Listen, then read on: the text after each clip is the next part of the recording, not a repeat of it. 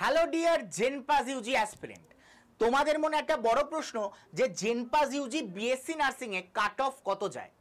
তো আমি একটাই কথা বলবো, খালি কাট অফ দেখে প্রস্তুতি শুরু করো না।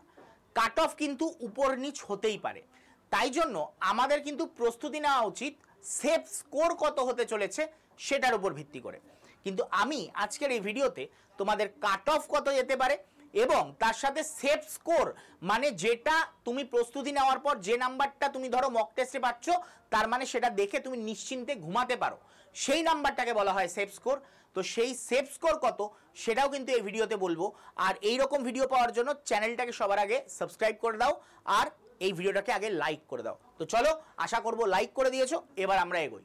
তো দেখো, তোমাদের এখানে দেখা যাচ্ছে যে আমাদের জেনপাস ইউজি বিএসসি নার্সিং এ কাস্ট ওয়াইজ যদি আমরা দেখি কাট অফ কত হতে চলেছে, সেখানে general 53.3, OBC A 49.5, OBC B 51.1, SC 46.4, ST 31 এবং ইডাব্লিউএস হতে চলেছে 74.4। এটা হচ্ছে আমাদের কাট অফ যেতে চলেছে। কিন্তু আমাদের সেফ স্কোর জানতে হবে, যেটা আমরা দেখার পর, যেটা আমরা পাওয়ার পর কি করতে পারবো, নিশ্চিন্তে ঘুমাতে পারবো, সেই স্কোরটা দেখে নিই।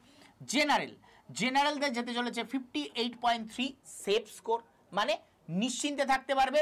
যদি এখন মক টেস্টে 58.3 আসছে, তার মানে নিশ্চিন্তে থাকো।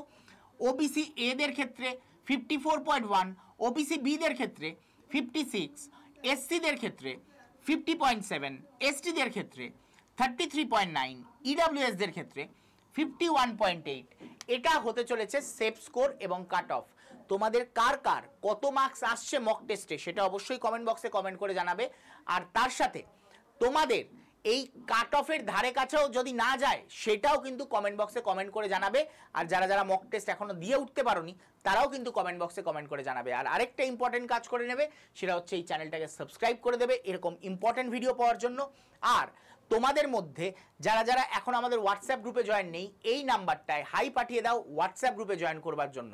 আর কারা কারা প্যারামেডিক্যালের এইরকম কাট অফ এবং তার সাথে সেফ স্কোর চাও, কমেন্ট বক্সে কমেন্ট করে অবশ্যই জানিও।